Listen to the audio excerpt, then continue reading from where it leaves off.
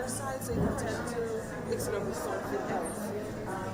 So if you go ahead and smell this, you want to take a little whiff of it. So this is called Lipia alba, and it's also known as lemon sage. And to me, it smells amazing and it tastes even better. And it also has a little bit of antidepressant properties in it. So if you want something to just boost you, you consume some of the Lipia alba and you feel wonderful. Okay? We also have our very popular herb by the name of moringa. If you've ever consumed moringa, then you know that it's great for hypertension. So if you have hypertension, you can simply consume it if you're trying to reduce the levels. Okay, so we have the moringa pods right here. You can open them up and you can consume them. So you would have your moringa pod, you can crush it up, and you would eat it. Okay? It has more of an acquired taste, so you can use that information to your benefit. If you're like me, you may prefer the moringa tea, so we'll use the leaves. So here we have some moringa leaves. We can use them to make our tea. They're quite high in nutrition and also high in protein. So if you're looking for something with protein in your meals and add some nutritional value, you can add some moringa in there. But whole moringa has approximately, I would say, 100 grams of protein, of course in the dried form, okay? So that's going to be a little moringa for you to consume, but you'll be adding some nutrition in there, okay? So all the teas that we have here, they can be found on the property, and if you do see one or two that you like, they have a serving station for you to consume, okay? Thank you.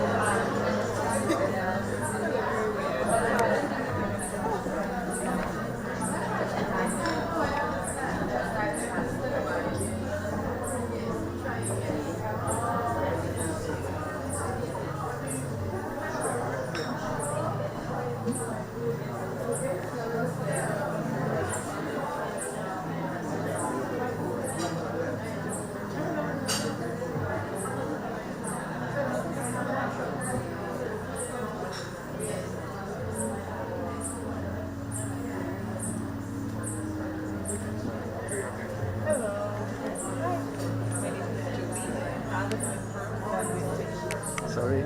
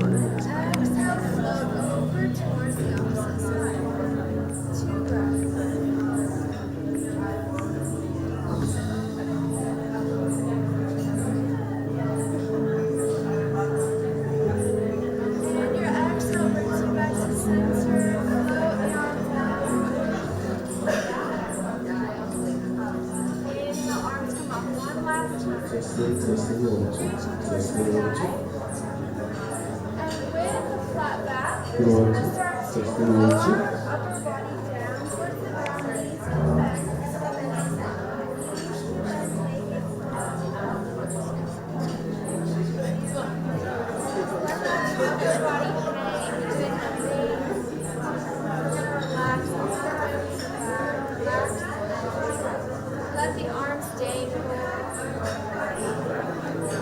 Feel your breath in your body. Very slowly, with our next breath in, we're going to start to stack the vertebrae on top of each other as we roll up, nice and slow.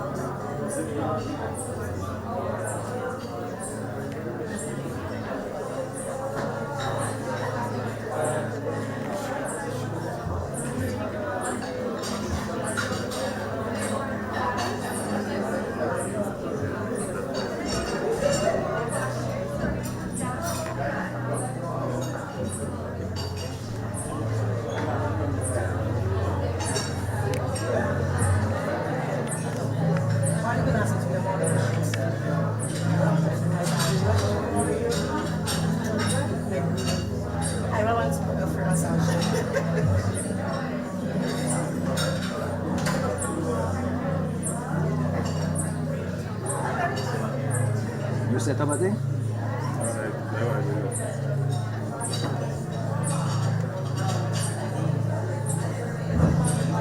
be okay?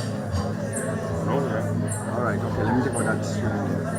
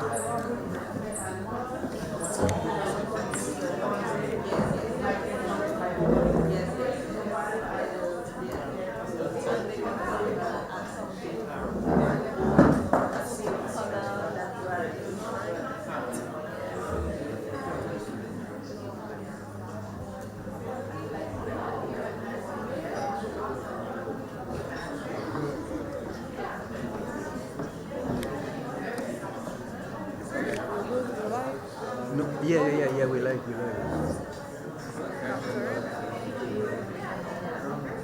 No, I do not perfectly understand what you were saying because I know what you were saying. I guess you saw more. I don't understand what you were saying. But yeah.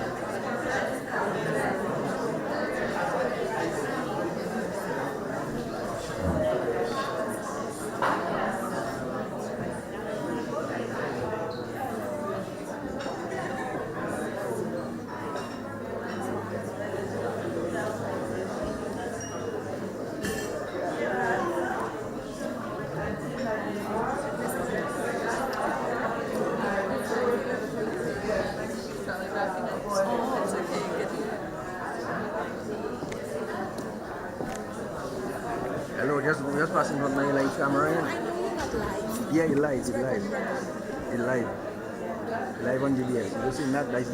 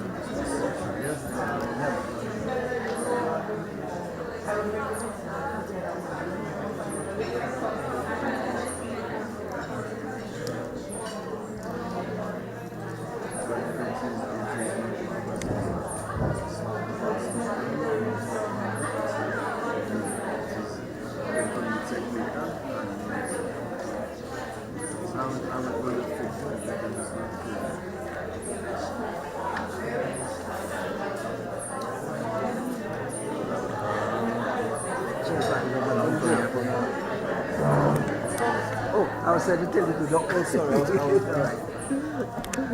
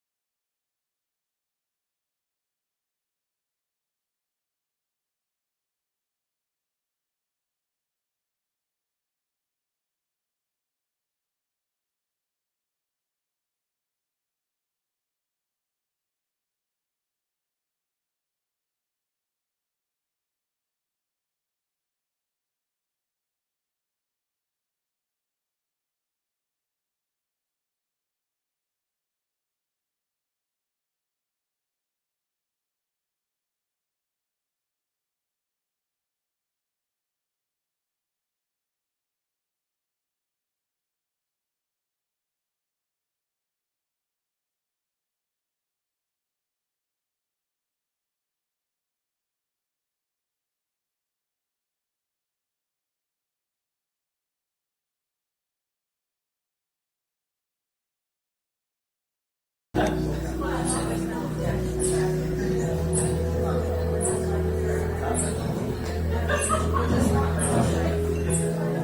going to the panel to fix the code. Okay, all right, okay.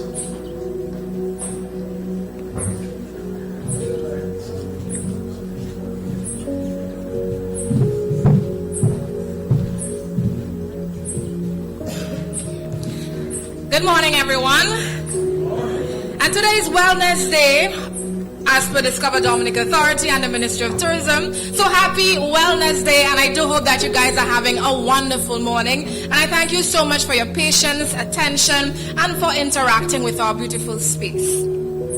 On behalf of the Ministry of Tourism and Discover Dominic Authority, I am pleased to welcome you to today's panel discussion on the topic, Wellness Tourism in Dominica, a destination that benefits everyone. But before I go further, permit me to welcome here this morning Mr. Claudius Lestrade, the Permanent Secretary in the Ministry of Tourism, Ms. Marva Williams, the Director of Tourism and Chief Executive Officer of Discover Dominica Authority, the members of the Wellness Tourism Advisory Committee who is here, our Destination Marketing Manager, Ms. Wendy Lake, management and staff of the Ministry of Tourism, Discover Dominica Authority, IC staff and students of the Dominica State College, members of the media, and all of you tuned in via the various media. Thank you very much for joining us on social media. And if you're an invited guest, good morning, and thank you very much for joining us. My name is Monel Alexis. I'm the Public Relations and Communication Specialist for Discover Dominica Authority. This morning, I will chair the introduction and later I will moderate the panel discussion. Today's discussion supports the year's engagement theme, which is Be Well in Nature. It will bring together professionals from the wellness and tourism sectors to explore how wellness tourism can create opportunities for our communities, businesses, residents, all while contributing to Dominica's tourism product.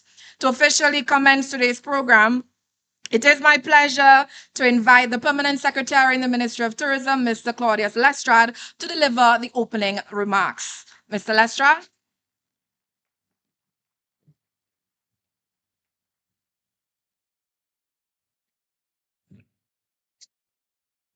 Good morning, everybody.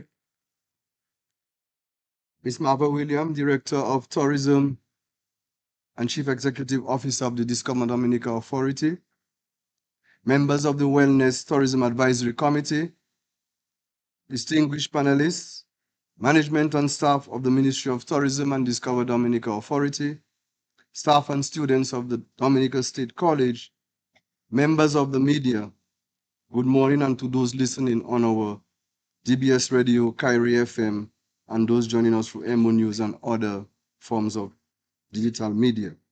Good morning again. It is a pleasure to join you today for this panel discussion, Wellness Tourism in Dominica, a destination that benefits everyone.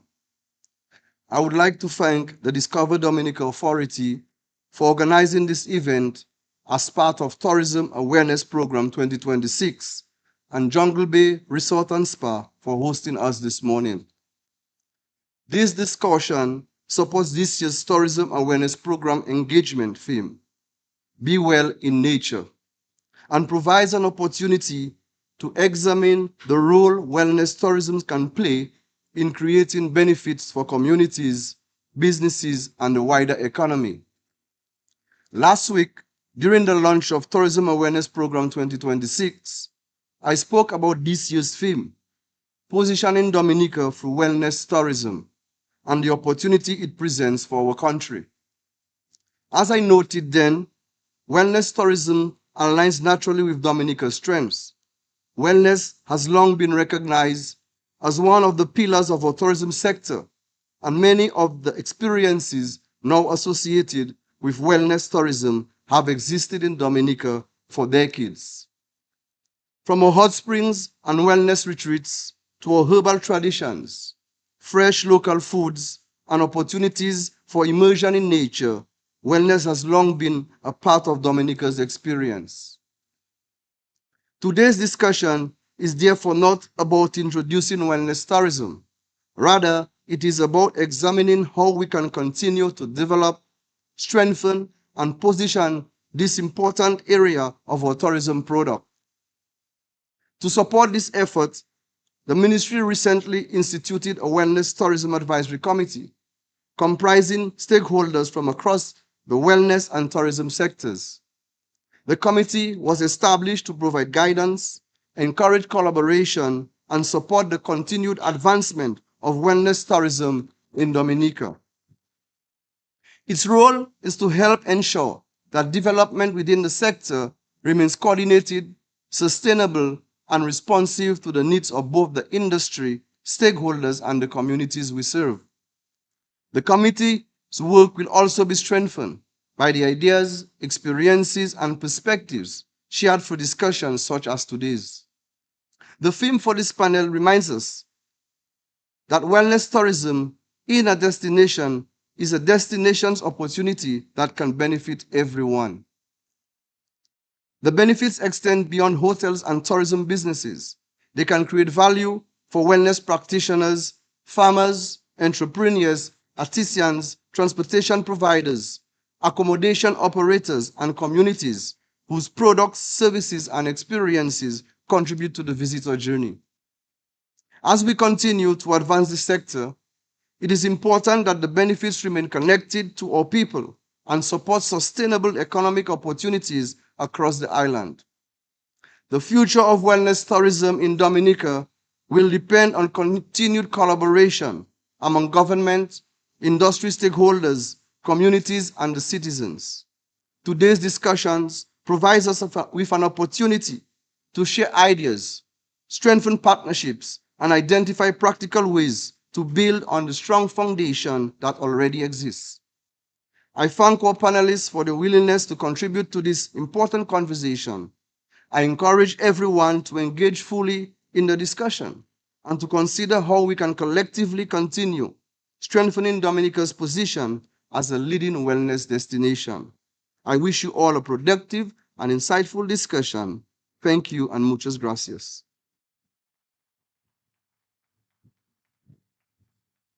Thank you, PS, and muchas gracias to you too. We appreciate your remarks and you officially setting the stage for today's discussion. As we have heard, wellness tourism is an important pillar for us at the Ministry of Tourism and Discover Dominica Authority. To help us explore this morning's topic, we have assembled a distinguished panel representing various aspects of the wellness and tourism sectors. At this time, I would like to invite our panelists to take their seats. Dr. Paula Lockhart, Our first panelist, Dr. Paula Lockhart, is a researcher, author, and natural wellness educator whose work focuses on community wellness, sustainable human development, and the preservation of Caribbean plant knowledge. She's a co-author of the book Natural Plant-Based Remedies, Your Gateway to Health, Healing, and Well-Being. She has dedicated much of her work to promoting wellness awareness, sustainable living, and healthy communities through education and outreach. She is joining us via Zoom this morning. Please let's welcome Dr. Paula Lockhart.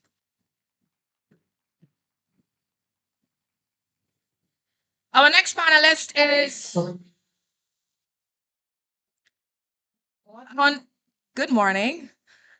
Our next panelist is Renaud Deschamps.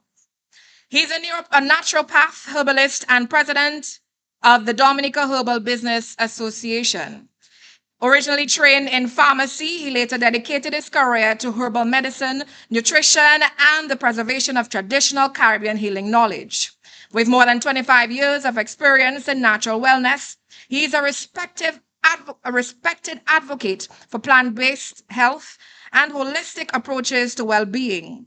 He's the co-author of the book Natural Plant-Based Remedies. He's also the founder of Roots Herbal Remedies, and that is his way of preserving our culture heritage for years to come. Please let's welcome to the stage Mr. Deschamps.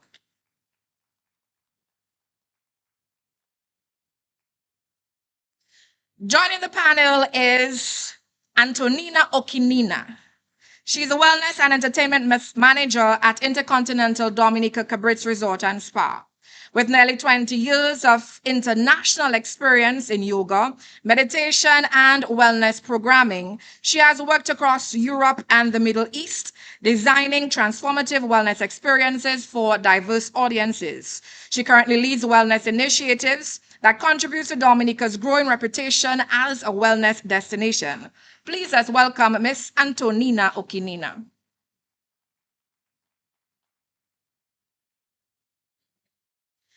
Our next panelist is Ellen Joseph. She's a creator, guide, and lead wellness consultant at the Rejuvenator natural-based wellness experience right here, or rather it is Rejuvenature, naturally balanced wellness experience right here at Rosalie Bay Eco Resort and Spa. As a wellness educator, consultant, and U.S. licensed massage therapy trainer, she has developed wellness experiences that blends Dominica's natural environment, traditional wellness knowledge, and contemporary wellness practices. Through her work in wellness tourism and community wellness education, she continues to promote authentic approaches to well-being rooted in the nature island. Please welcome Ellen Joseph.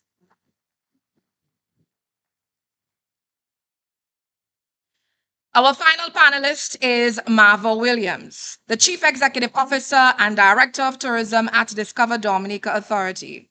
A highly accomplished tourism executive and marketer, she leads the strategic development and promotion of Dominica's tourism sector, including efforts to strengthen wellness tourism as one of the country's key tourism pillars.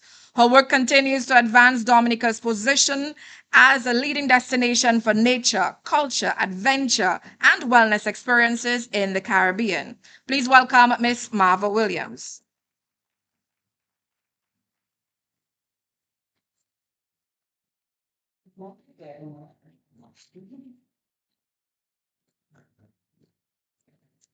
And one more time, please join me in welcoming all the panelists for the discussion.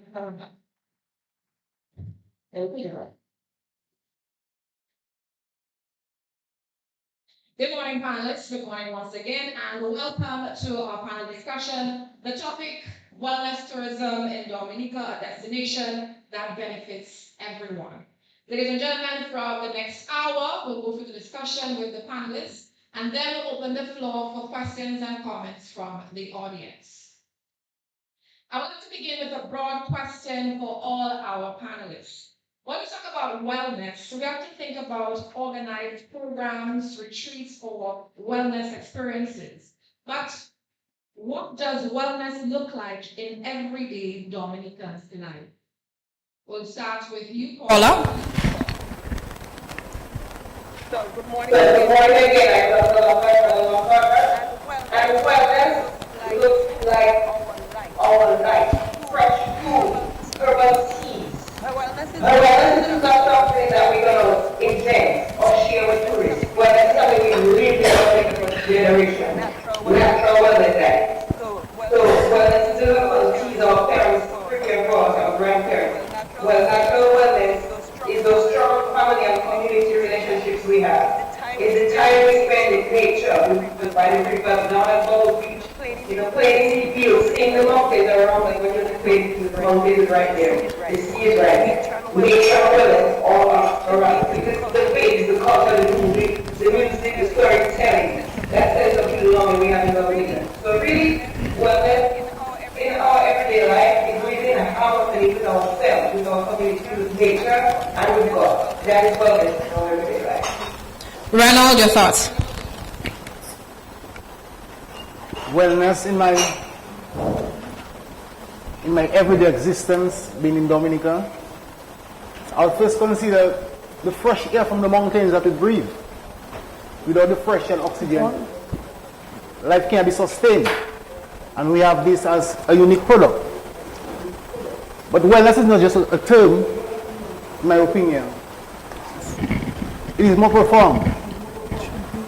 It can be considered having the ability to go in your backyard and harvest a plant, a herb, that can have some therapeutical impact, whether on your mental state or your physical state. So it's actually the ability to express the harmony and the energy that you are surrounded with. The plants that I mentioned, the flora, the trees, and the animals. So wellness comprises all of these components, and with your conscious being mentally healthy and physically healthy, harmony, surrounds you. So to me, that's what wellness means. Thank you, Ronald. Ellen, your thoughts? You tripped me up. So, wellness in Dominica, for me personally in a daily living, it's knowing what my body needs and making sure that my ecosystem, my space supports that. So every given day you can get up and feel differently. Today you will get up and you'll feel vital, you'll feel refreshed. And like 2 days from now you get up and you feel like you really need those restorative treatments. You maybe need a massage at Rosalie Bay, to really get you feeling like you have some life again. So it depends on how you feel and what your body is experiencing. And then, of course, the conscious awareness as to what is going on, then you utilize what's in your ecosystem. And Dominica has a lot, as Deja and Paula have been saying. If you're having anxiety this morning and your heart is racing and your head is starting to pound and you know what's waiting for you, you are having the experience before you even leave the door. So this is where self-awareness and conscious choice is part of wellness as well. Like, what are you choosing? And so based on your choice, you can calm yourself down, get your nervous system to kind of give you a break. You can clear your mind, you can do your diaphragmatic breathing, your breath work. The trees are nourishing you as you breathe because you're right there as part of your ecosystem. And all of this actually is doing its own work in you. The onus on you is to allow it. So breathe deeply. Have intentional thoughts. Don't overthink. Don't create situations that you're scared of. This is part of wellness. Thank you, Antonina. Thank you so much. I will build on that. I also had a similar answer. For me, for people in Dominica, the wellness would look like waking up in the morning and really be awake to the blessings that are around, to resources that there are already present, to build on them based on their deepest dreams that they have for their own and their community, to make those choices every day that are aligned with personal dreams and the dreams of the community, and cut off things that drain from those blessings. So that would be my understanding. Thank you. Marva? Thank you. This is a brilliant question, and to feedback on what the other panelists just said, wellness for us in Dominica, it is not a trend. It is not something that we suddenly woke up and figured, you know, hey, wellness is working globally, maybe we should try it. Wellness has been with us from generations before, and it has been passed on by our grandparents, from our parents, and it has to do with the traditional lifestyles that we all know. It has to do with nutrition. I remember as a child, you had to drink the herbal teas before you started school for the year. There were the plants outside that your parents would use to wash your hair. And sometimes you would hear them say, you know, you need to take a river bath to get rid of the cold and the flu. Or sometimes you would hear your parents say that, you know, you need to take the baby for an early morning walk so the baby can feel rejuvenated in the fresh air. That is what we've always had in Dominica, and that is what speaks to our nutrition. It speaks to the rest that we talk about, and it speaks to a social balance in terms of our mental capacity, and that in essence is what our wellness is in Dominica, and that is what we're inviting the world to experience. It is a historic, traditional way of living that still exists, that has given us so many centenarians and allows us to feel rejuvenated. Some of us don't even realize how blessed we are to wake up to trees and fresh air, and that is just what wellness is for us in Dominica. It's part of us, and it exists whether we want it to or not. Thank you for your responses. Based on what we've heard, it is clear that wellness has been part of Dominica's culture and still remains. Dr. Paula Lockhart question, many of the practices we now associate with wellness have existed in Dominica for generations. What aspects of our way of life naturally supports wellness? Wow. Well, that's a simple question to answer because our life is surrounded by nature. And as I said earlier, that the brand of wellness we have here in Dominica is natural wellness. We surrounded by wellness. So for me, and from what I've seen and understood and experienced, what naturally supports wellness here in Dominica is that culture of living with the outdoors. You know, that one out and walking, eating fresh fruits and vegetables, eating natural food. And if you're using herbs, I think that's what it's supposed to be. You know, using and building our traditional herbal knowledge that's been passed down, you know, having to support our community networks. Because our mind has been tuned, our spirituality, our whole being. It's not like a holistic, a complete natural awareness of who we are, with nature. That's what Dominica should be, and that's what wellness tourism should reflect as we move forward. So having those community networks, having that support, that connection to nature, those guides. And you know the slower pace of life, because you mentioned what naturally supports wellness, that slower pace of life is supposed to have. That rushing. That will support our calmness. You know, take the time to breathe in the clean air. You know, even our spiritual tradition, our emotional and mental well-being, we have to work hard towards that and keep it. And those things will be what naturally supports our wellness. Thank you. Reynold, as a herbalist, your thoughts? Yeah.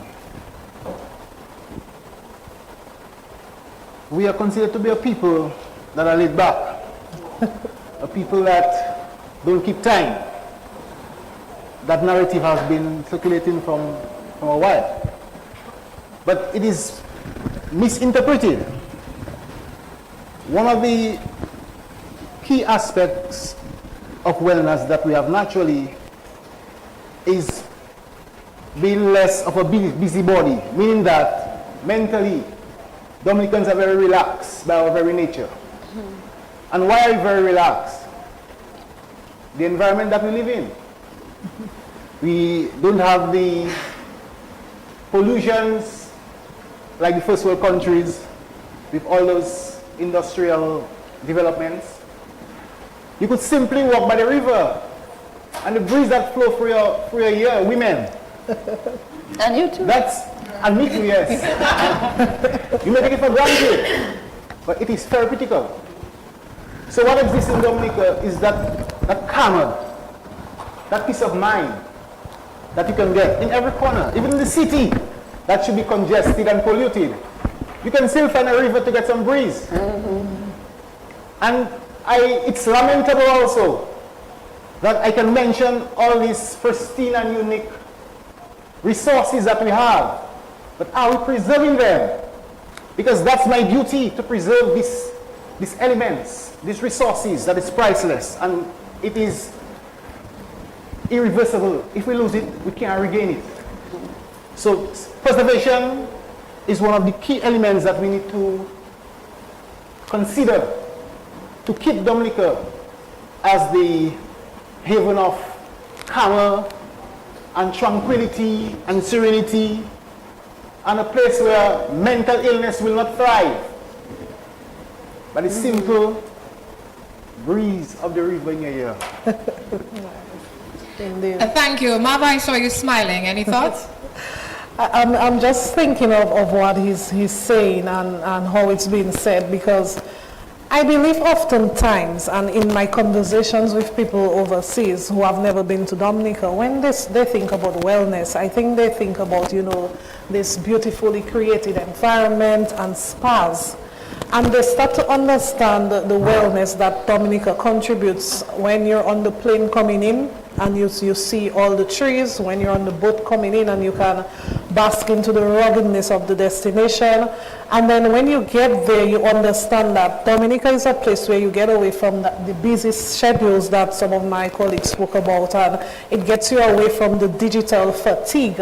And it's not only the natural environment, there are God-made resources within that environment that you can use to bring out that wellness. So let's just break it down a bit.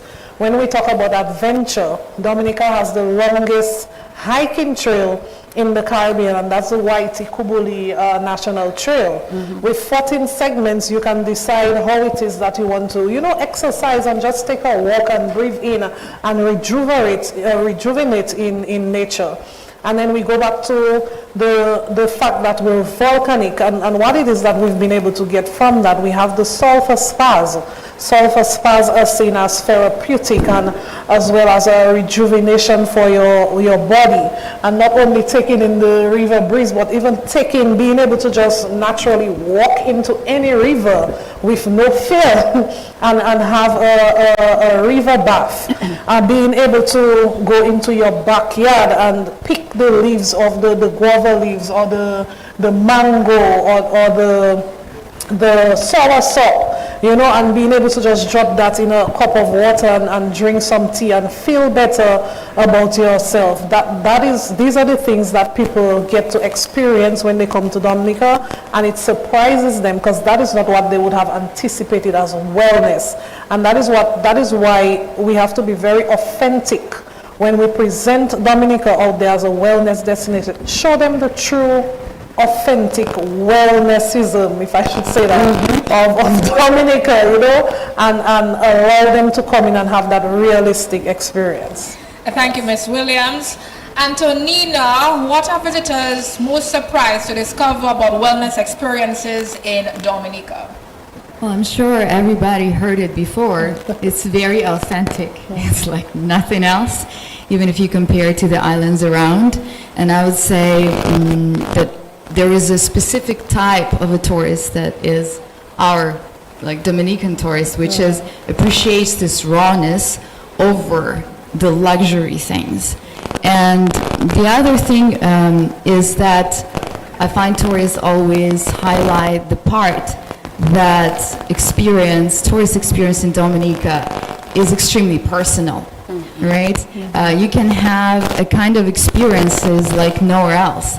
If you get a guide will be your friend. If you even sometimes get a taxi driver, the taxi driver is your friend. It's a person who can stop somewhere with you to admire the nature and then move on. You don't have that over-commercialized hustle, and that's a great value.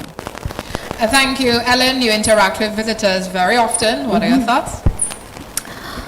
I would say that the areas that I believe Dominica would embrace wellness tourism even more is really going into the local communities and encouraging us an environment that they too can feel that they can participate in the development of wellness tourism in Dominica. So somebody who, say for example, they're known for doing their stuff in the backyard, whether that's roasting breadfruit and incorporating some greens and something with coconut. So they know what they're doing when it comes to the nutrition aspects, but they're not seen. They're not really heard outside of their local space.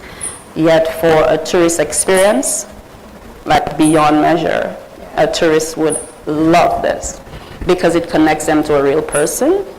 The content footage on this, of course, is extraordinary, and they love the content stuff. You know, some of them do that more, and they can feel it in their heart, so they carry it home with them as a feeling because they actually had a lived experience versus just maybe got a treatment there and left, or maybe just had a meal that was part of a menu and left. You know what I mean?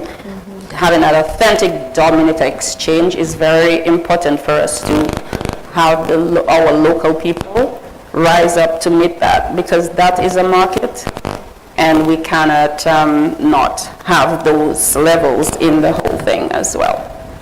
Your responses raise an important point that Dominica, our wellness offerings sets us apart as a destination. Reynold, which wellness experiences, practices, or traditions do you believe are uniquely Dominican and deserving of greater recognition? Man says always performed. May not be the common answer. As a practitioner, having persons come to me for treatment, one of the words I'll use is healing. They experience healing. Because the evidence of disease, it is not hidden. It is not isolated to Dominica. The world is sick, the globe is sick. And we have everything to rejuvenate you from a cellular level. So healing is the one word I'll amplify. Total healing. Mentally, physically, spiritually. This is the greatest experience that I've heard from persons that have visited Dominica, and they may have come in ill. And in a few months, they return healed. Ill to heal. That's my greatest experience. Thank you, Reynold. Dr. Lockhart? So you asked whether which way it needs greater recognition and this unique Dominica, right? Yes. So for me, I find that Mr. Deva just spoke and I partnered with him full disclosure for a number of years. We actually wrote two books together because Dominica has all these natural resources that a lot of people don't make use of and a lot of them didn't love. So I would follow what he just said, that what is greater recognition here, which is traditional and uniquely Dominican, it's hard to find other places that we have it in abundance, is that traditional good medicine and herbal knowledge, those herbal baths, for example, how to prepare things, wellness preparation.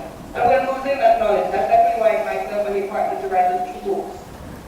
Just, that immersion in nature even, and that community-based tradition, those things, connecting to our families, and connecting with elders, with herbalists, with farmers, with traditional healers.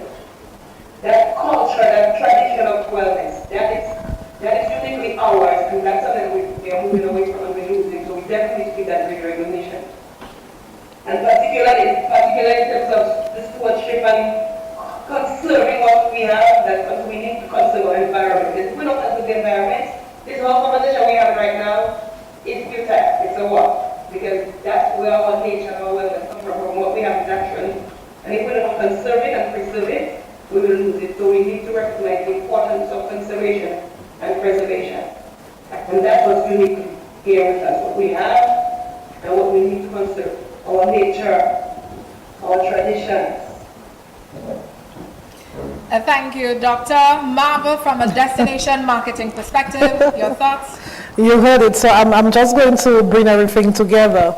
I agree when it comes to herbal medicine. I think that is some traditional herbal medicine, and the bush tea culture especially something that we have to maintain and bring back. I mentioned earlier, there's nowhere I've seen where you can just pick your tea from the tree. You know, it doesn't have to come from a packet. You add some hot water and then you drink it right there. We also have the river therapy, you know, the freshwater baths, and so that is something that is very unique to Dominica. We have the hot springs and the sulfur spas that can serve as a form of wellness and therapy. And all that goes back to our centenarians. In Dominica, you can live long. You live long and you live healthy, and Dominica is an example of that. And all of this is nestled and coupled into our community-based living, because in order for us to speak wellness, a lot of our tourism is community-based, and we need to go into the community and expound on that. Really define, you know, it's not just taking a bath in a sulfur spring or taking a bath in the river or saying we have over 1,200 species of plants. It's about defining, going into the context and content of what those things there mean and what it can be for the individuals coming in. And you heard it from the gentleman here, you know, let's go from being ill to heal. Thank you. We've spoken about wellness experiences and traditions.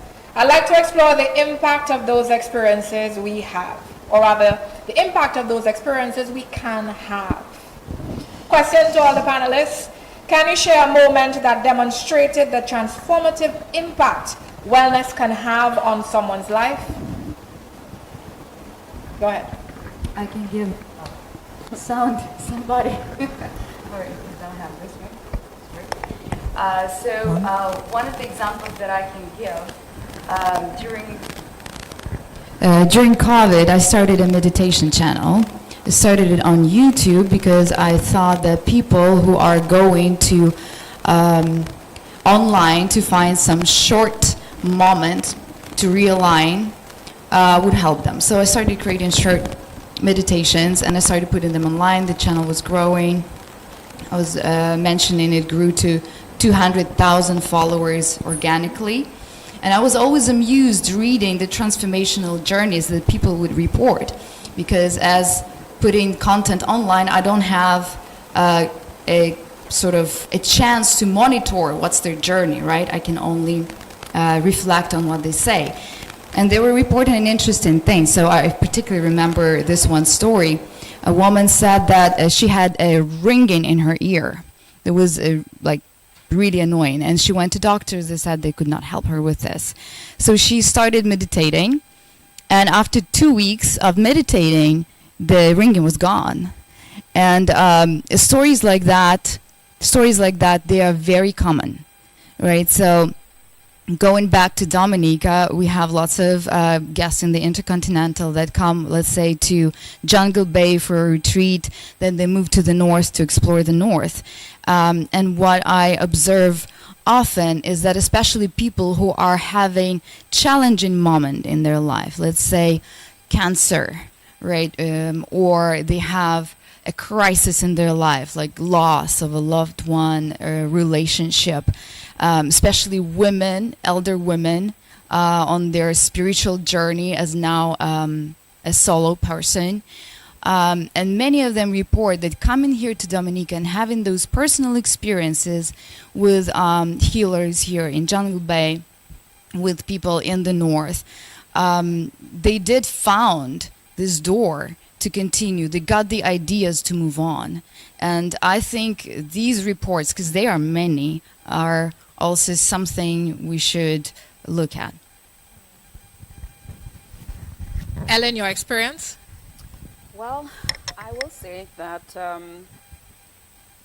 like you rightly said, I have worked with a lot of guests, both local and foreign, from the international community. And it's really about, so a lot of times when people are not feeling well, they may not know where it's coming from. they may not know the root cause.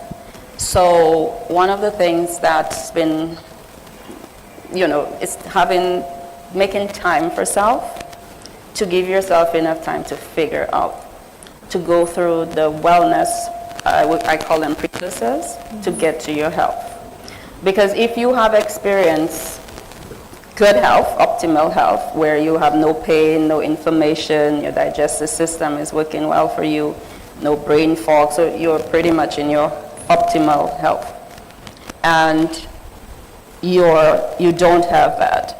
In Dominica, yes, we have the natural environment, but you still have to know how to use it for it to make an impact of health related.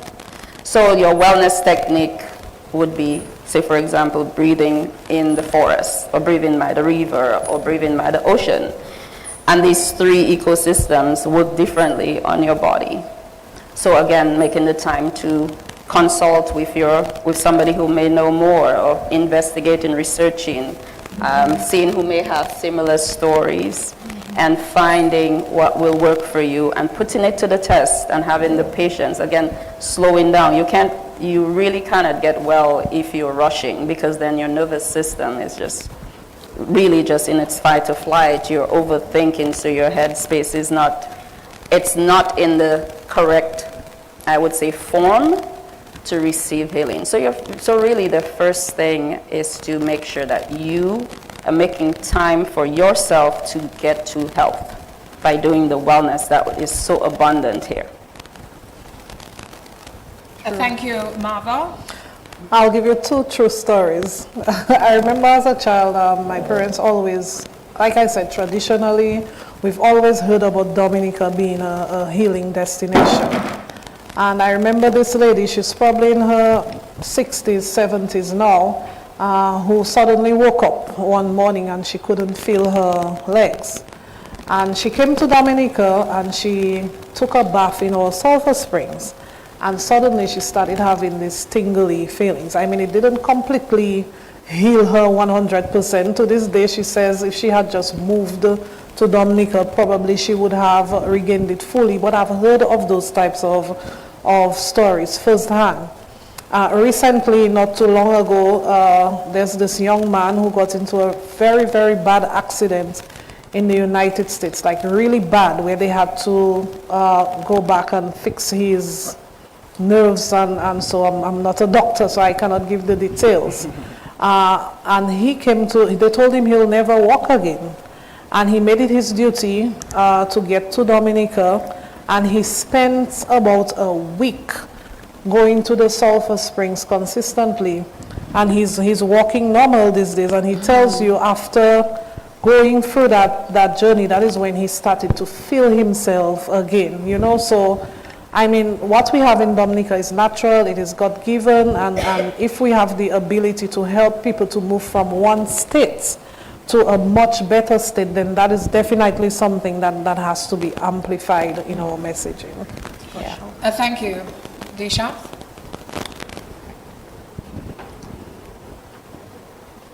It is important to acknowledge that knowledge is power. And whenever you are empowered, you have less fear. My experience with a Canadian tourist that was walking through the trails, so the segment in Trafalgar region. This individual was brought to me by her tour guide. And this individual had red spots all over her body. She got a rash from whatever she touched or whatever that was, that make close contact to her skin, or she could also injure something. But I wasn't aware of what caused the condition. But with the knowledge of herbs that I had, accessibility, I could go into my backyard and pick some branches of a herb specifically for skin disorders, for allergic reactions, we call Cassia lata. Anyone knows that herb? So definitely, I could go and pick some of the leaves and extract the chlorophyll from this plant. and create a medicine for this individual. By the next day, this individual come to visit me and gave me a big hug and said, thank you, Deja. And wanted to be a student of mine. So I'm saying to us that the preservation of our indigenous knowledge, it brings healing. And healing is a commodity that is priceless. It is sick for persons who spend their last earning for healing.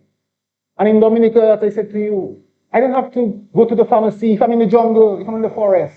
I don't have to go to any medical doctor and have an appointment made where I'm suffering now. I want it now.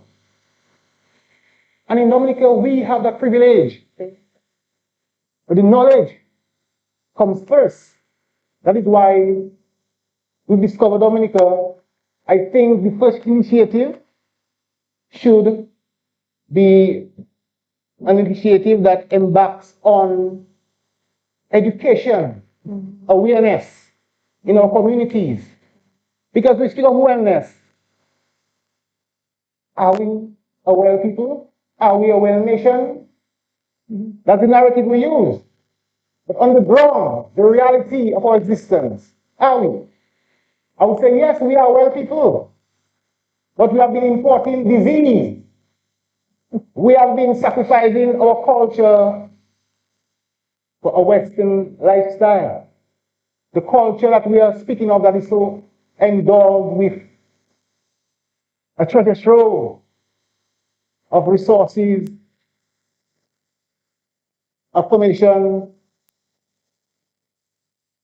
We have to put the horse before the cat and get the true essence of the term healing. So we need to preserve this knowledge and make sure this knowledge is handed down, most importantly, to the generation to come. Many more I could add, but that's my conclusion. Thank you, Reno. Dr. Lockhart, can you share a story on experience?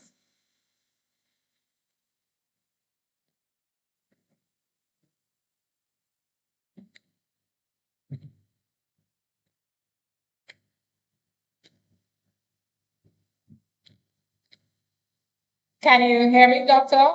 Lockhart? It looks like it's frozen. Okay. Oh, that's not. It's okay. We'll get back to Dr. Lockhart. I want to thank the panelists for sharing those experiences. Let's now turn our attention to the opportunities wellness tourism can create for our people and the communities. Marva Williams, if wellness tourism continues to grow, what could success look like for an average Dominican 5 years from now? As we said earlier, wellness tourism always existed within the destination. The intention is to define in a more traditionally authentic way what wellness tourism is. And anyhow we define it, we're going to see more circulation of whether it is knowledge and even dollars in the economy. Our farmers primarily would benefit from wellness tourism. They've been benefiting from it, but being able to present herbs in the manner that we've heard is an added bonus. It's going to benefit hotels, restaurants, and involved in the wellness sector. Like, I'm looking forward to being a student of yours, sir, if you don't mind. I understand that knowledge is important, and it goes back to local herbalists and wellness practitioners. They too are going to benefit from the rise of wellness. The young people, I remember speaking to a team of wellness individuals, and we spoke about forest bathing. Forest bathing is something as well that has been quite therapeutic and successful in Dominica. But we do not have somebody individuals on island who can give that sort of experience to individuals now currently doing it. Yeah, I know it's on a pause, but she needs to pass on the baton. And then we have to educate her on those types of employment as well, that it exists. So that's can go down from one generation to the next. And then wellness moves again to the products, the crafts, and all the different offerings. We have some of our providers here, like Nova. What's the name of her company? Where is she? Eclat Nova, right? They too are all from, Jelly saying how beautiful her skin is. Mine's too, girl. So they too form part of the whole wellness offering. So the greater demand there is for wellness in those different formats, the more it is going to benefit the communities and hence the destination. Yeah. Thank you. Ellen, your thoughts? Okay, so you mentioned forest breathing, so let me just make a little side note. So in Dominica, forest breathing is actually a Japanese wellness modality. Forest breathing, forest bathing, but this fits perfect in our nation because it is just, you were immersed in it immediately. So the awareness of what you're immersed in, that's where the education comes in. What exactly is being released by these trees that you're in company with? If you're in company with bamboo, they're going to be releasing different pheromones, different nutrition for you, versus an oak tree, or you know what I mean? Any type of tree has its own medicines that it releases into the environment, and you breathing that in, it goes, certain parts of it goes into your brain, certain parts goes into your digestive system. So there are different things that are that you would need to know so that you can have the experience to be a bit, you know, kind of more engaged and more conscious and aware. But without that knowledge, going into the forest, sitting with the trees, communicating with them, whether energetically or with your own words, you will definitely get the health benefits without knowing. But it's just really good to know what you're getting into, what that experience is supposed to feel like. It's like getting a massage, right? You know you're supposed to fall asleep sometimes. You know you're supposed to be relaxed when you get up. You know you're supposed to feel better. So the forest can give you a similar experience, but added knowledge just helps to make it better. Thank you. Beyond economic opportunities, wellness tourism may also influence how we live and care for ourselves. Dr. Lockhart, can wellness tourism encourage healthier lifestyles among residents? And how can we ensure locals benefit from the same experiences promoted to visitors? Wow, I'm happy to answer. I'm very happy to answer that question. Because the wellness tourism and natural wellness is not something that we should sell to others, but it's something that we should practice for ourselves. So this will definitely help us to encourage their lifestyle. We have, in order for wellness tourism to succeed, we have to invest in community wellness programs. We have to invest in push and support health education, which, interestingly enough, is the work that I do. And so we have to promote access to nature-based activities. We have to incorporate and involve local schools and community groups and villages, all that need to be included. We have to promote local foods and traditional knowledge. And when we connect all these dots, that will definitely promote a healthy lifestyle for residents as well as visitors. And essentially, we have to improve our natural and our national well-being, not just for visitors, but for us. We have to come first. We have to come first. And that's the only way wellness and tourism can work. We have to reflect it.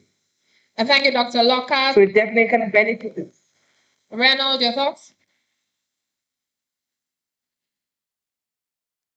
Let's speak of resilience. Resilience is a term that we have been hearing very often, predominant on our media shows. It can create a sense of resilience amongst the people, amongst our citizens. It can also create more innovation. Because as I said, I can go into my garden from a leaf to a cream, from a leaf to a salve, from a back to a powder, from a root to a tincture. So this innovation that we have the privilege to tap into with the awareness and a deep sense of consciousness. I think that will invoke, some innovation in our people, because the fact of the matter is that we have a lot of resources that are going to waste. And I could say to you, a perfect example is our coconut. Our coconut, which is in my mind, part of my mind, I'm lamenting. I'm lamenting of the fact that we thrive on coconut products once upon a time. And we were told by those that chose to, I'm to be careful what I say. But we were told, or we were given false narratives by those we trusted in, stating that our coconut oil is carcinogenic. It will clog your arteries. It is high in bad fats. The flip side of the story, 30 years after, we're hearing that coconut oil is the most superior oil in the world. Are we producing coconut oil in Dominica on the scale that we used to produce it? So imagine, 30 years after, or 30 years before, we bought a bottle of coconut oil for $15. 30 years after, guess the price? It has quadrupled the price.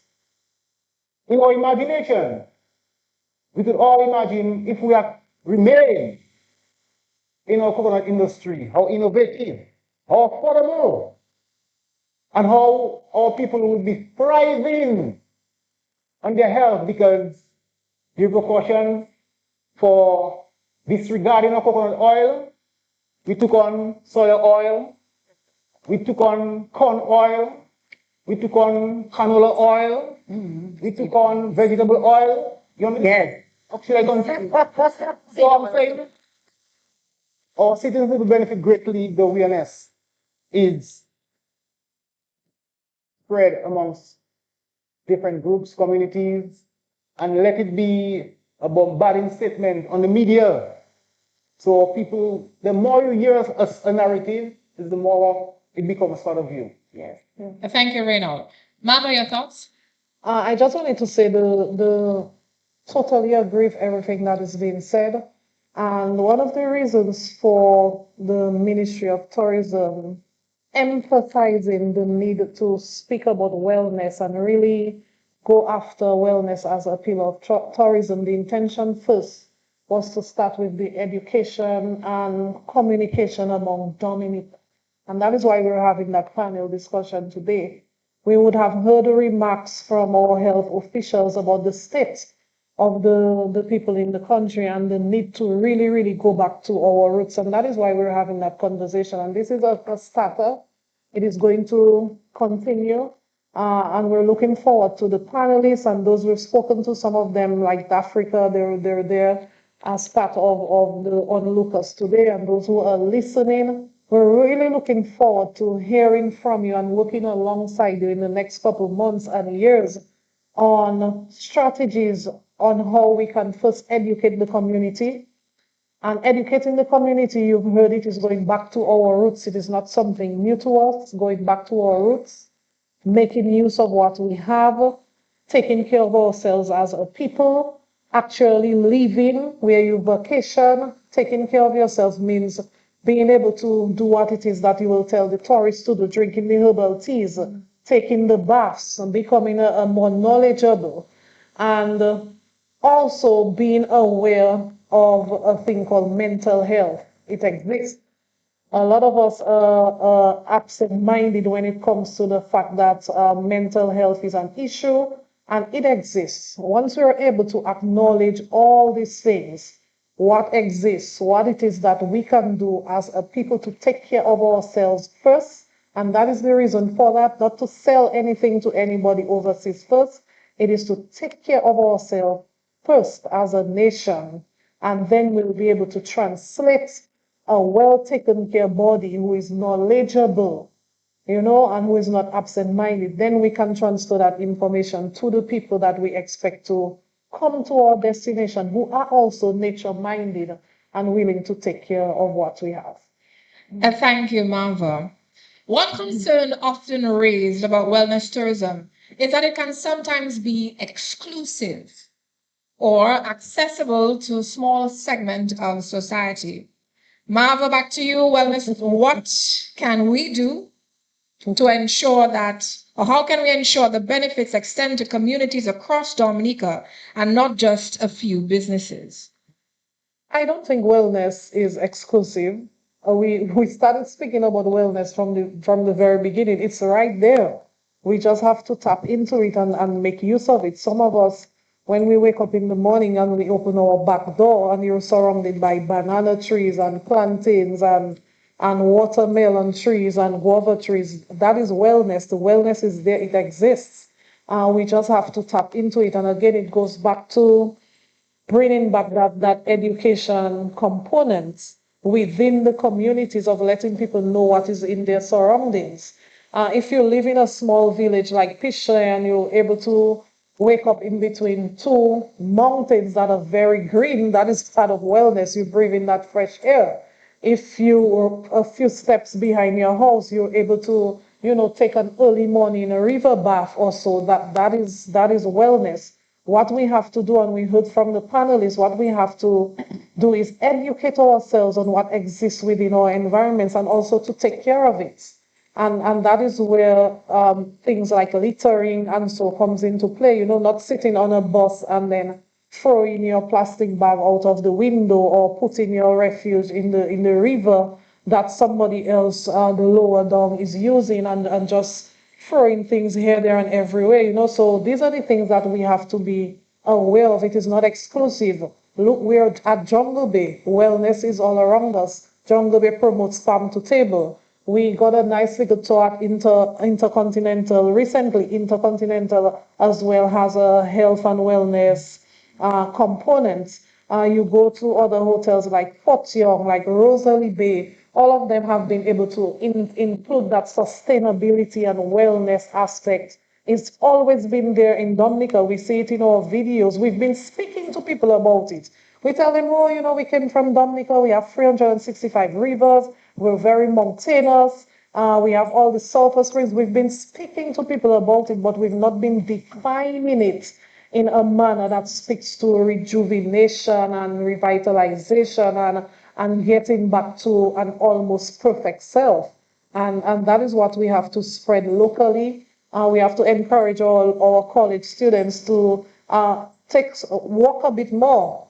Go to the sulfur springs, practice drinking the teas in the morning before school and then that will translate to our visitors. But it's not exclusive. It's here, it exists, and it is available for every person in Dominica. Ellen, your thoughts? Well, for me personally, so I lived in the US prior to coming home in 2016. And pretty much what I do here is what I did in the US, just in a different environment. And trying to pull together what I do here in the US, in Arizona, which is the desert, it brings you into a different way. So you can so by no means is our nature, it's beautiful and it's abundant and it's amazing, but human beings have found wellness in all kinds of ecosystems, including the desert. The desert had its own particular methods that I worked with the people over there, because like a bee, you kind of have to get the honey from your environment for it to work on you, because this is where your body is placed. And so everything in that space impacts your body. So now when we're in Dominica and we're doing wellness tourism and we have tried and true areas that people can go to, as you mentioned, Fort Young, Secret Bay, these really were the ones I thought existed before I came home. I'm from the Southeast. I did not know much about Rosalie Bay because I left before they built. But I didn't see any, and I didn't see much about Dominicans overall. It really was just the big name properties that were being given view and given access to. And I thought that was doing a disservice to us in general, because those places always have an edge. So they would never fail per se. But it is easy when you're smaller property or you're locally based or you don't have the advantage of getting overseas support.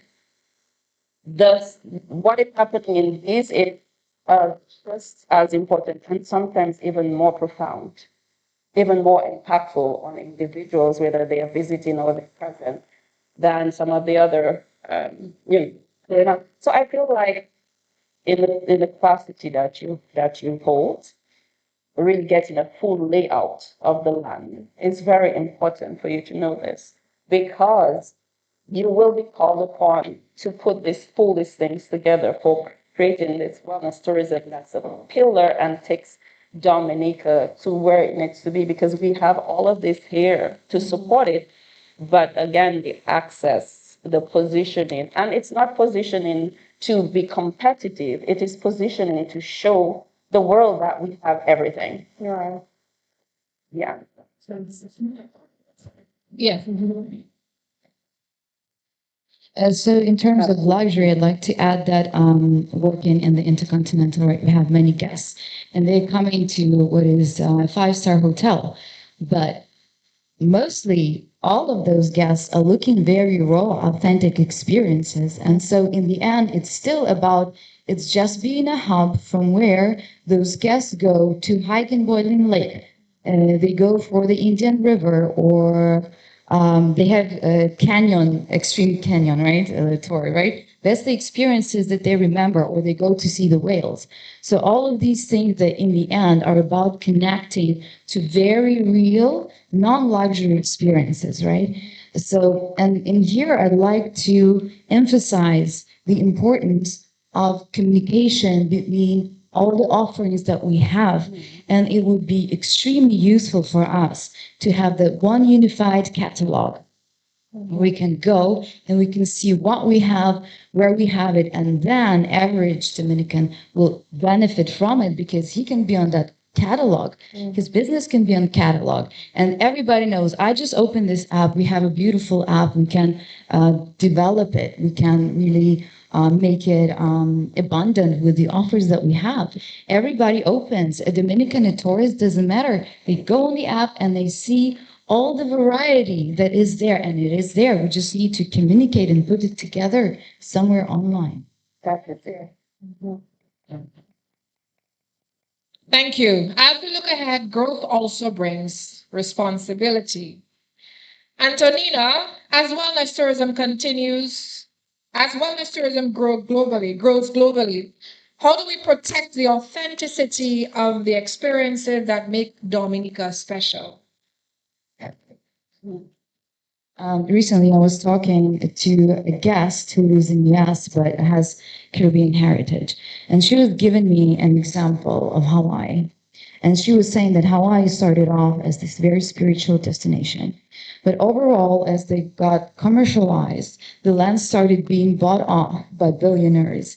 And so what happened there, the land basically is occupied by these foreigners, right, that own the land, but you cannot even cross from here to there. And it's not exactly how it used to be when they started promoting. And so I think this question is extremely important, and it should be raised on the highest level, right, about how we can protect Dominica from this thing to happen. Because just as Dr. Lockhart was saying, that Dominicans should come first in their wellness, in development of their abundance. And I think this is something to be raised on the highest level, but on the level of, let's say, Dominicans as a nation. Well, I see Dominicans have a very beautiful part. They like communal celebration. And I would love to see how wellness from this like very niche component becomes something national, not only through natural grounding as it is in the tradition, but through celebration. If wellness could be celebrated and we could have a consistent event coming every year that everybody anticipates, just as like Jazz Creole, everybody prepares, I don't know, the specific like wellness outfit or just, you know, a program, something that is not just like, oh, wellness, it's, you know, I feel that people sometimes are bored with the topic. on average. And so making it more exciting, let's see, having morning talks of realignment. In 5-minute talk would be enough for people who are listening to reset and have this in the rotation in collective consciousness. And then we could have like influencers talking more about these things. We would educate about the diet that keeps you healthier so that we can make healthier choices every day, and the businesses would respond, because if we ask for it, they would do it, right? So I would love to see that consistent event yearly that we all celebrate. And thank you, Dr. Lockhart.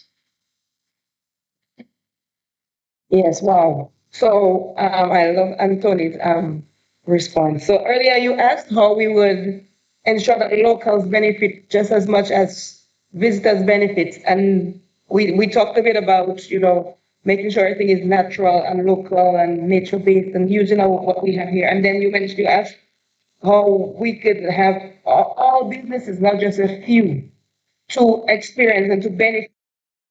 Ms. Marva talked about some very key things about, pulling in what we have at the local level. And it came back to me when I was at the Secretariat at the OAS.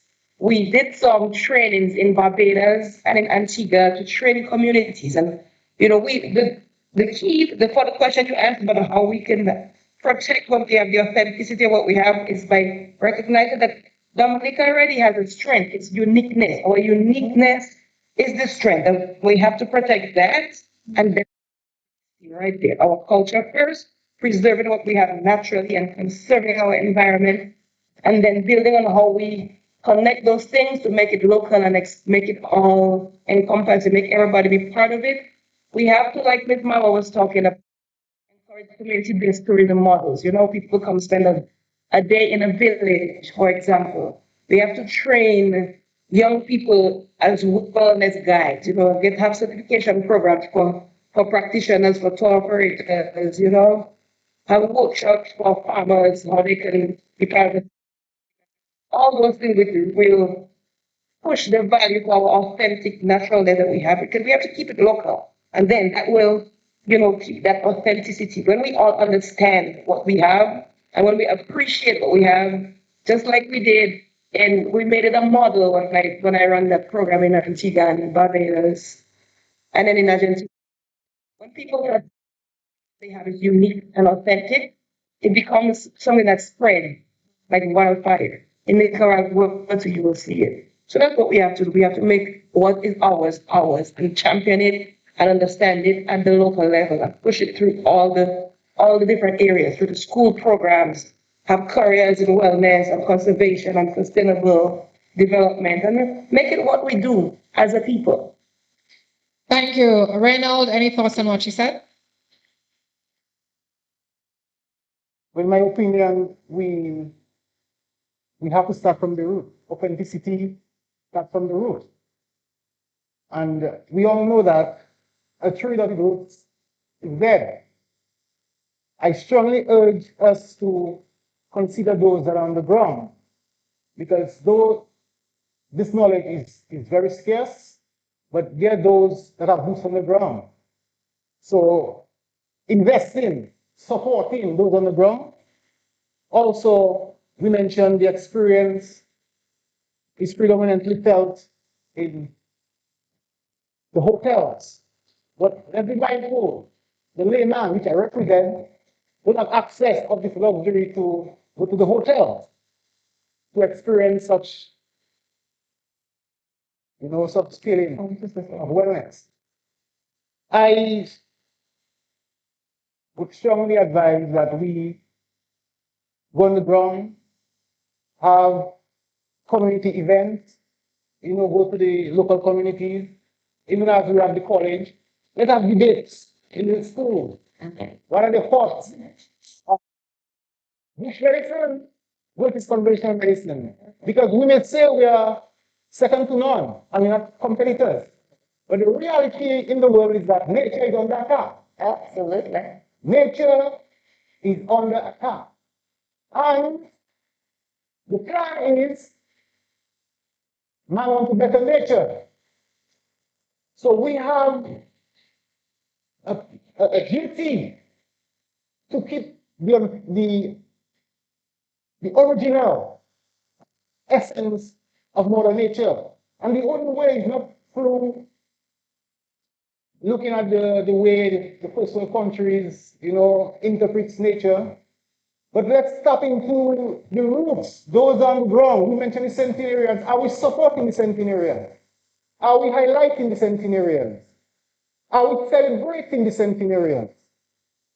Because this is a living example that we have around. Are we considering how they ate? Their mindset? Are we considering prayer? Are we considering the Creator? We've been speaking of the creation, but there's a Creator. There's a hand that has designed all these beautiful resources that we are discussing right now. So, taking this thing from a grassroots level and building it, the ultimate way to preserve and to see that this knowledge, as Dominicans, it remains second to none when we start from the grassroots level. So let's put more support into those that have been toiling. I don't call myself, but I'm one of them. And there are many others that deserve. Just imagine, you're in this field for over 2 decades of your life. And you're hearing narrating, oh, drink bush teas and bush teas. Dominica. Preserve knowledge.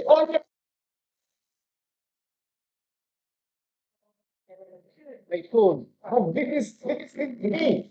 You're discussing me, Dominica. I represent Dominica. And I'm Dominica on a superficial level. The core. Dominica is for healing. We have this. You may say, what is luxury? Is it having more going in hotels that have fancy pools? Or is luxury a state of mind? A peace of mind? With $1, you can eat your food. Dominica, we have that. Why? What you could experience in the spas and pay hundreds of dollars, even thousands of dollars. Should I say we have it free of charge? No, you have to pay. But it is affordable. So I'm saying to us, tap into the communities, tap into the schools. Let's have the dialogue, debates. I strongly advocate for debates. And I'm willing to put my best foot forward to be part of that initiative. So let's look at the root of this topic that we are speaking of. And the root is our people on the ground, our laymen, the farmers, the gardeners. Let's look at the centenarians. Let's get the knowledge that they have. And from there, we have the ability to build on. Because in my opinion, we don't have to reinvent the wheel. The wheel have been invented already by our forefathers. We have the opportunity to be innovative and take it on the next level. But we cannot divorce ourselves from the root. And my beautiful people, this is the most authentic way I can present this to you. If the root is strong, the tree will flourish. Thank you.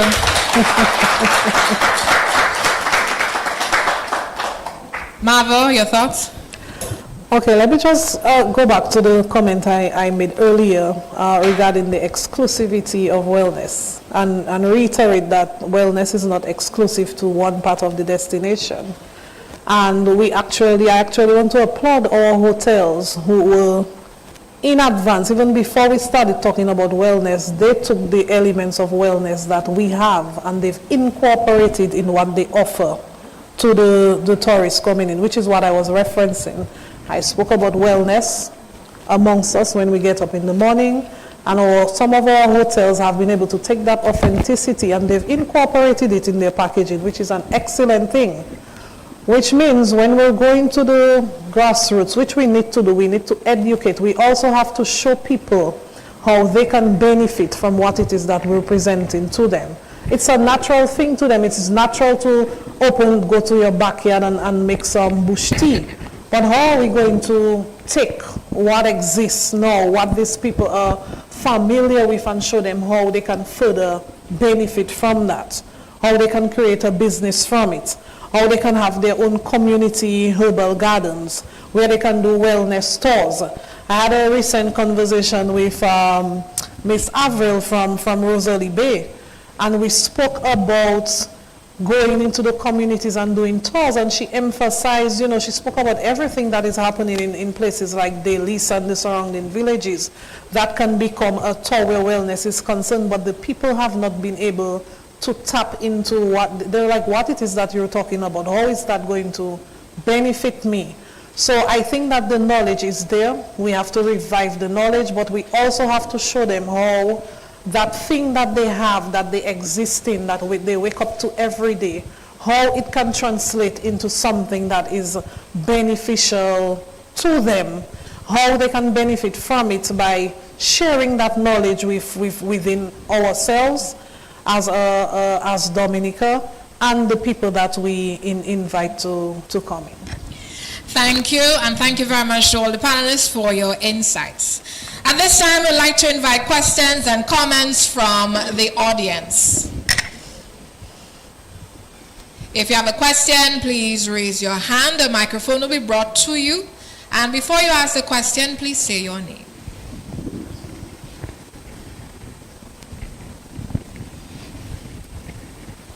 Okay, we have someone at the back.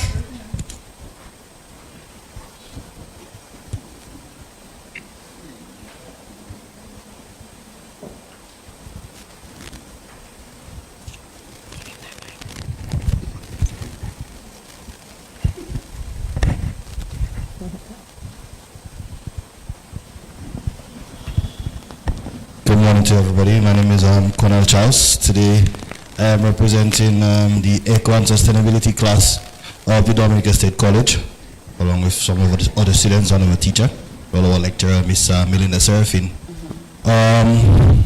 My question, a bit broad but kind of straight to the point, and I like the fact that he kept bringing up, you know, the centenarians. Because at the end of the day, the will, like you said, is already there. We just have to learn how to utilize it. You take a look around the room and there is a bit of a disconnect. The generation, there's a wider gap between the generations. And in order for us to get a better hold on what is to come, on the future, because at the end of the day, holistic health is the future.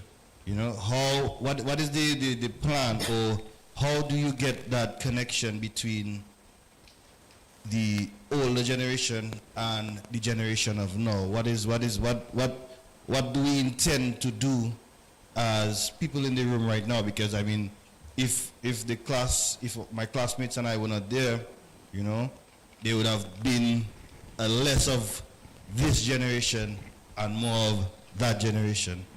What is the plan we have in store to make a connection? Too many times there is a disconnect, and this new generation is a little bit more at it on the screens versus at it here in these forums. What is the plans do we have to make a change for that? Can I? Thank you for your question, Cornell. Ellen? I was actually, it's funny enough he's saying that, because a couple nights ago I was having one of my lovely downloads. I have those a lot, honestly. It's good. And I was like, you know, we should have a senior connection, like all the seniors in terms of senior classes. So you have the younger generation, you have grade 6 as the senior class in primary school, you have fifth form as a senior class in high school, and then of course you have the graduating students of the college, you have the, you know, these are the seniors. And then you have the seniors themselves, the original senior older folks. Men, put them in a room together and have social interactions that is structured. Get this reconnection back, because we are a culture, we love storytelling, We love coming together around, whether it's a kudme or a one pot or, you know, as long as something is organized, we tend to show up and participate and put our best foot forward. That's been our collective experience in Dominica with each other. And so the more that we can create these spaces for these things to happen and be fun with it. If I was older generation, I want to have fun with young people. I love being around young people. So just put me in the room with them when I'm older and I'm going to feel good. Because they're going to be telling me stuff that will be highly entertaining to my sense of humor, I'm pretty sure. So just imagine there are people like that in the senior environment who would love the stimulation, because isolation is one of the quickest way to be mentally unhealthy. And our seniors, yes, we grew up in our traditional type of context where grandparents are looked after. But in this modern age, a lot of us are working, and a lot of our parents and our elders are aware of that. They're not holding us check about this, you know. But it is good for us to create community around them with the younger generations to give them that boost. It's not just their nutrition that needs boosting, it's their vitality through their mind and their connection with others and their relationships and stuff. So that's what I was thinking. So. Thank you. Any other responses from the panel? Antonina? Yes, absolutely. I'd like to build on that, and I agree that that experience of mutual enrichment happens when something happens on the communal level. So there has to be a venue when a consistent event is happening. So for example, maybe it's a venue in Roseau where there's a program, something happening, like a small class daily, a weekend program where, you know, knowledgeable people could be invited to share that knowledge. But definitely the venue would be very helpful. Let me just... Thank you. Mava? That's a brilliant comment coming from the young man. And I mentioned earlier that what we're doing here is the start of a greater conversation that we will be having where wellness is concerned. And Dr. Paula Lockhart can speak to it. She's part of a committee which has been put together by the Ministry of Tourism. And the intention is to feed us and make recommendations on strategies in the short term, middle term, and long term that we will be able to implement to make sure that we thrive where wellness is concerned. And this intention, as I mentioned, is not only from a tourism perspective. The thought process in really elaborating on wellness has to do with the pronouncements we heard where our health and so is concerned. So the intention is to embrace everybody involved from an education level, from all the different pillars as it relates to that. And I love hearing from the team, and we look forward to really coming together and putting those strategies in place and seeing it unveil in the months to come. Thank you. Dr. Lockhart, your thoughts? Yes, oh yeah, and Ms. Margaret said right there, coming together.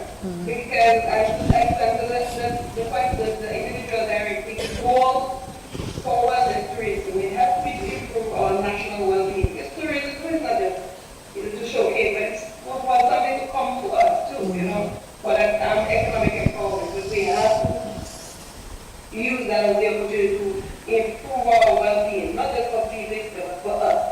So what I would say is we have to, when we begin to invest in people, and when we put it out there, that we push so that we as Dominicans understand that we as Dominicans have to lead and benefit from that industry. What we need to ensure that every dollar spent by a visitor can create an opportunity for Dominican farmers, for nobody parties, for small businesses.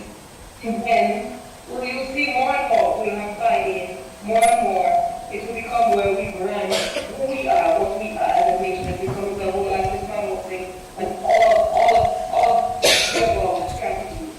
Because at the end, true wellness tourism is not just about attracting visitors, it has to be about creating healthier people, stronger communities, and more sustainable local communities. and the local economy. Because if we cannot sustain it, then it doesn't matter. This whole idea doesn't matter. So to make it effective, we have to bring in everyone, and step by step, as Ms. Martin mentioned, we pull in everyone, pull in the community, the school, and make it all of the above. Thank you very much, Dr. Lockhart. May I add a piece to this? Yes, Two go ahead. cents. Put it into this question.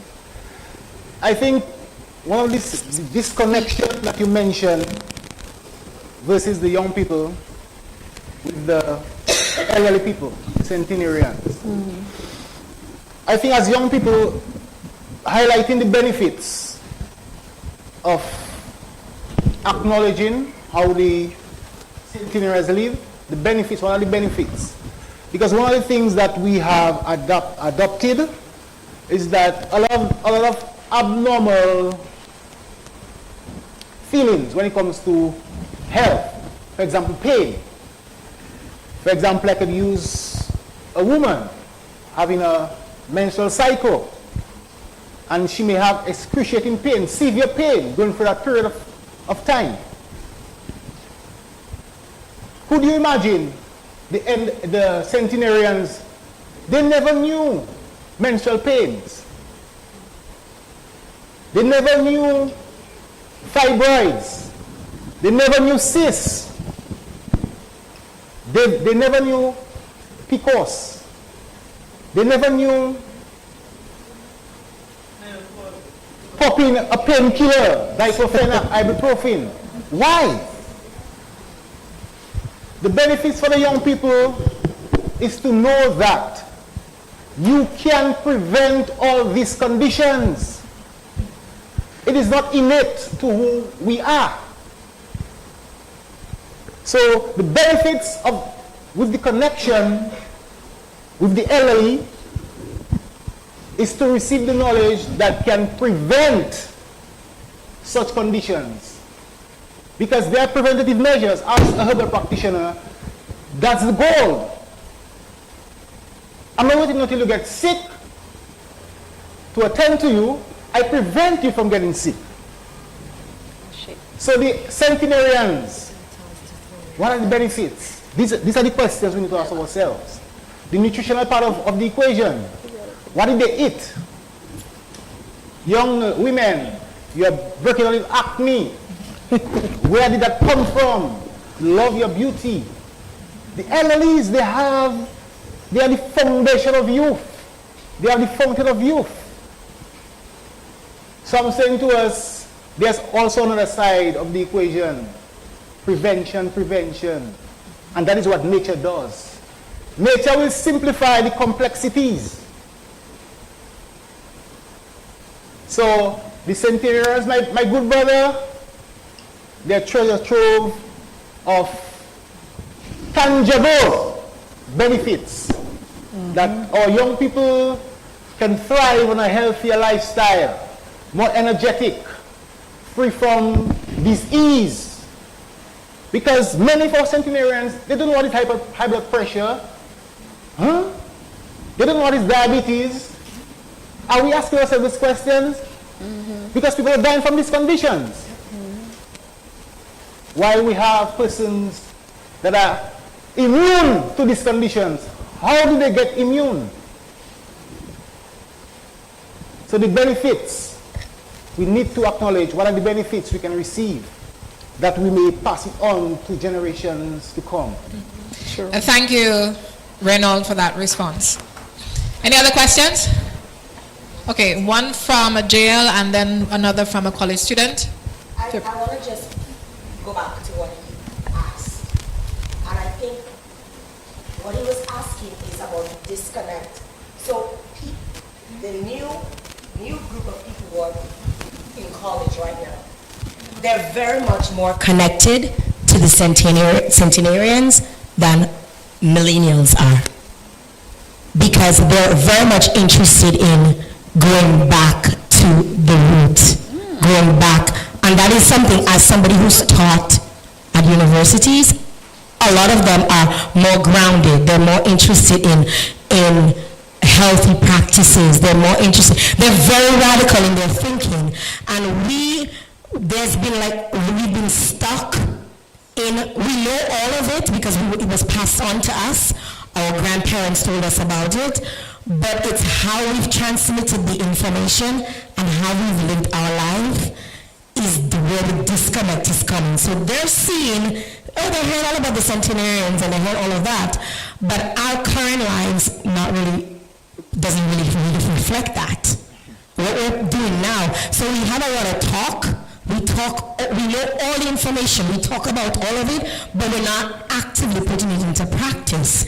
So for them to actually, and that's what I got from what he asked, is like, so they're interested in all of what we're saying. They want to do it, they want to learn it, they want to practice it, but we're not practicing it because we just talk a lot and we don't act.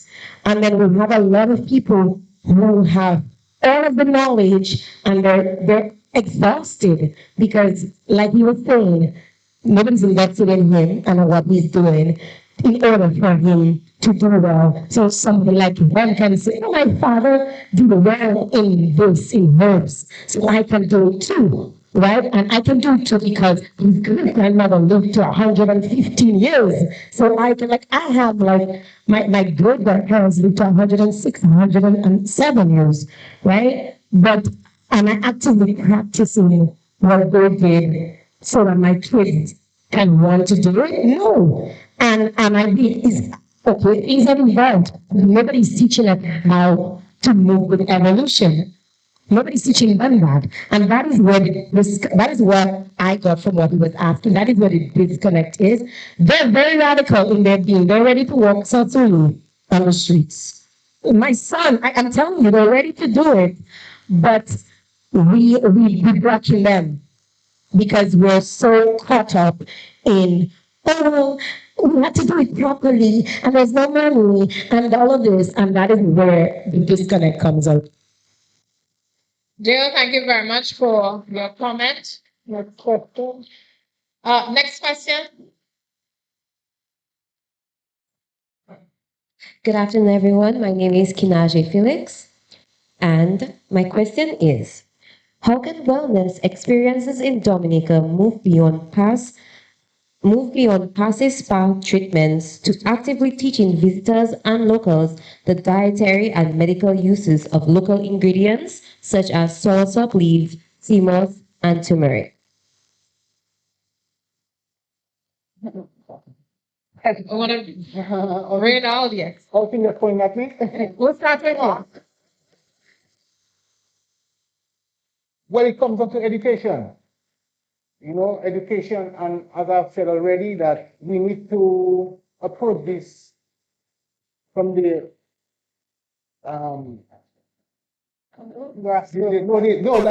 schools, primary school. Before primary school, we have preschool, primary school, secondary school, and we go to the tertiary education. So I think creating that environment where, from the school, you know, that knowledge is being handed down to our younger generation. I think that you will be, you know, empowered to know what sea moss, what the wonderful properties of sea moss are. You know, and I could just expound on that for a minute, because sea moss is one of the marine plants we have that we consider to be a superfood. Are we consuming sea moss?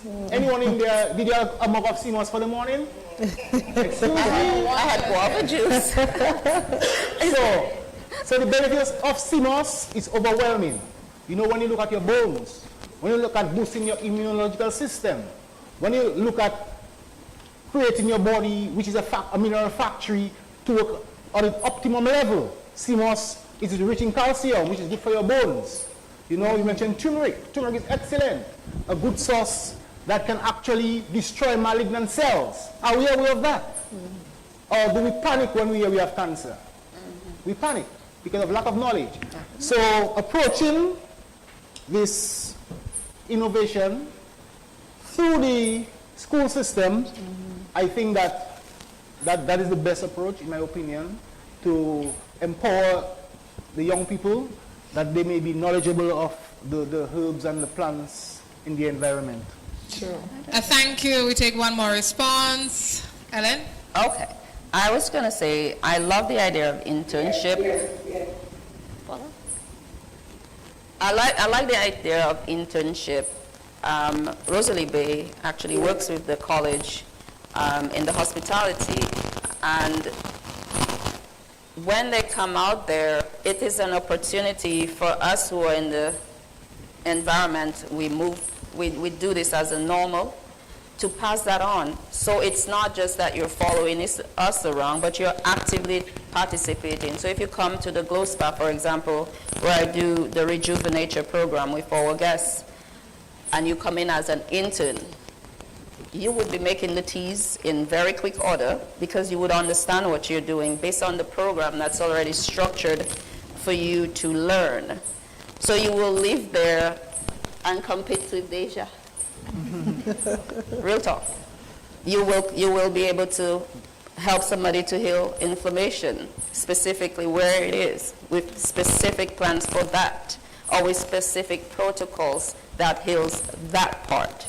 If you're looking for, there are people who come in who hasn't slept in, I'm not saying they haven't put their body on the bed, I'm saying they haven't slept in weeks. So if an individual like this, you're diagnosing them immediately because lack of sleep for 2 weeks. There are so many things that are just malfunctioning at this point. You need the whole garden for them at this point. But you can only drink so many teas. Hence the reason why, as an intern, you will learn how to utilize what you have, the resources you have, and spread it so that it can support the progress of healing of this individual. So this is how we work with guests when they come to Rosalie Bay. And we spread it across the property. So this is not just happening in Glow Spa, in the wellness department. Housekeeping has their own to do. They got to make sure when the guest comes in that they have the essential oils popping. Just everything is so focused on ensuring that this person sleeps well while they're in Rosalie Bay. So this is definitely an opportunity. I encourage the college to, well, Mrs. Coppell is there. She's the GM. I can't say more like that. But we do welcome you guys to come in to learn as much as we can give to you. Final reaction from Antonina on this question. So I just wanted to bring back the point that Giles said, that if we have small businesses successful in these particular things, we will be more encouraged about them. They will be more encouraged to share that knowledge, and that is usually on governmental level. If we have lower tax for wellness niche, if we have like grants in that niche, programs that support, that would definitely help to boost. Dr. Lockhart, you've been wanting to respond. I will allow. Go ahead. Yes, ma'am. Yes. So for me, the both questions are so connected. The initial question about is that disconnect, and then the highlight is the key right there, bringing things to the school. And for example, the second point about how we teach. For example, we work myself with up today. I worked on a recent project. We put together this coloring book, an activity and coloring book about birds and nature, conserving the natural resources in Dominica, and bringing those tangible things like education programs to the school. That is the key for reconnecting. This is where we disconnect. What we need to do is reconnect, and we start with you. And then the second question, the individual asked, for example, about CMOS. And it's funny because right at my desk, I have the CMOS page open in the first book that I wrote with Mr. Deja. And again, it's about educating and bringing it to the people, sharing the knowledge we have. And that is how we would reconnect, and how we would teach it by documenting in books, in literature, in programs. For example, this summer we thought of having a natural health reset workshop and, getting the community involved. And that will help us to reconnect. That is how we teach, and that's how we move everything forward. And like Ms.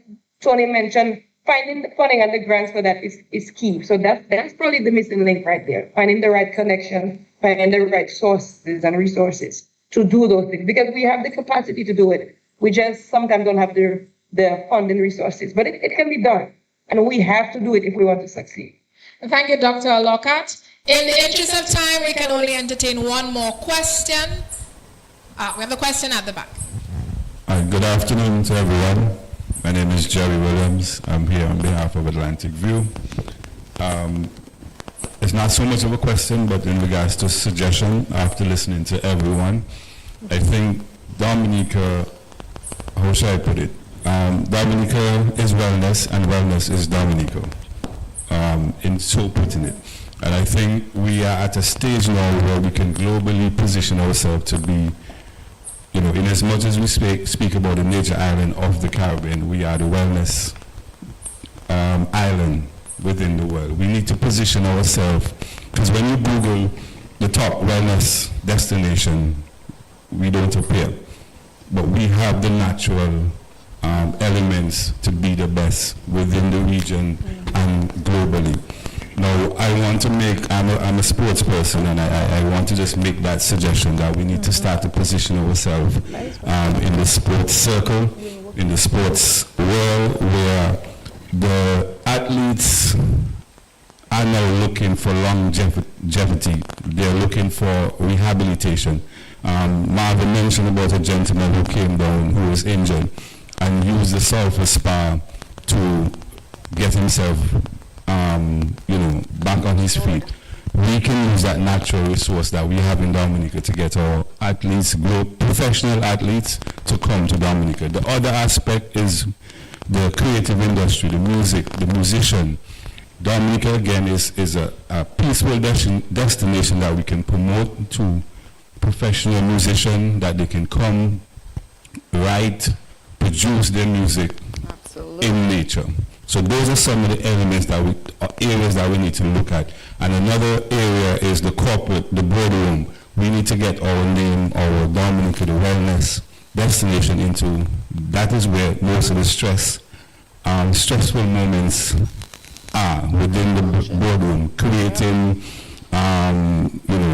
ideas for the next generation. These individuals need to reset, and we need to start to make Dominica as the place where you come to rehabilitate, to reset, and recover. And I think once we start to do that on a global stage, we would be out there as the wellness capital of the world. Yay. Thank you very much for your comments. Audience, thank you very much for your questions. Panelists, thank you so much for your insightful responses. Before we close, I have one final question for all the panelists. Please complete my question. Wellness tourism in Dominica benefits everyone because... Dr. Lockhart?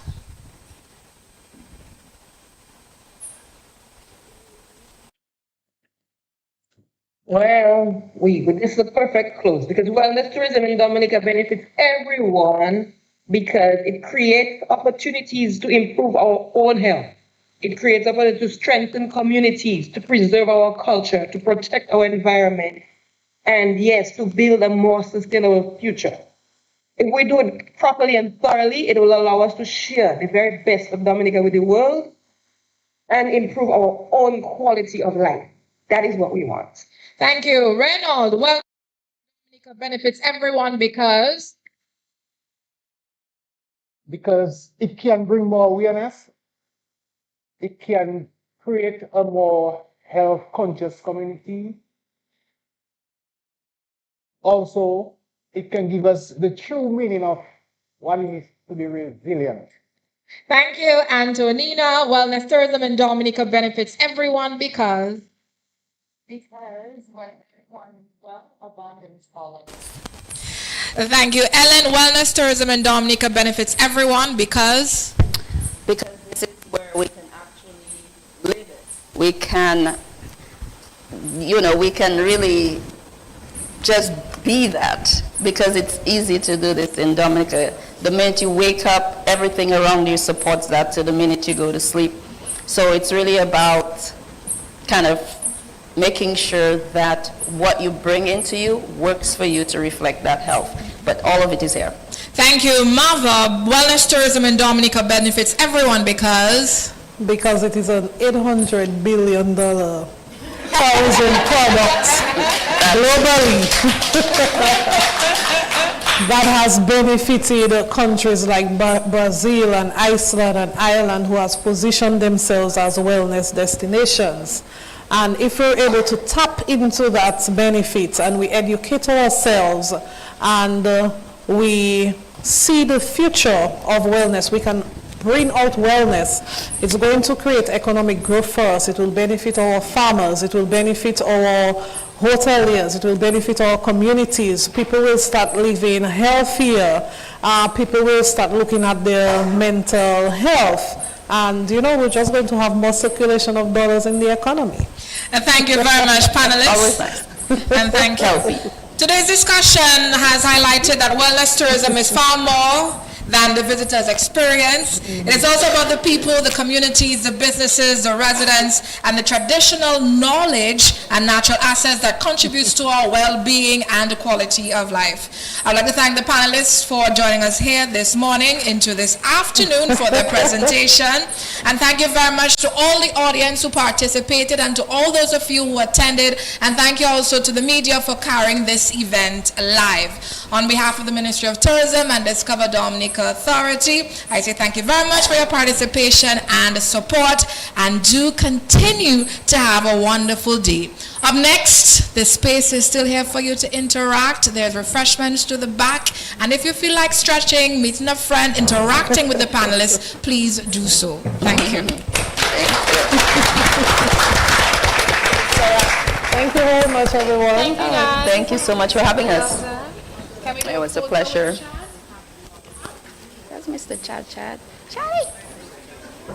Chad.